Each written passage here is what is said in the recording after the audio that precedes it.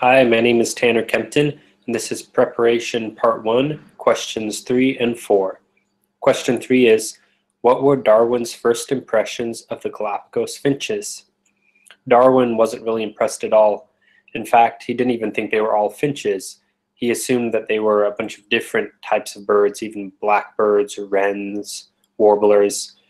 So he really just collected them because he was collecting a bunch of different types of animals, and the little birds were easy to collect, but he didn't notice anything particularly interesting about them at all.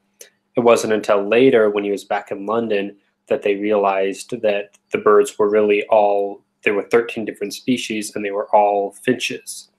So they didn't really find anything interesting until later when they were looking at them. Question 4. Why did Darwin raise pigeons and then spend many pages discussing them and the origin of species?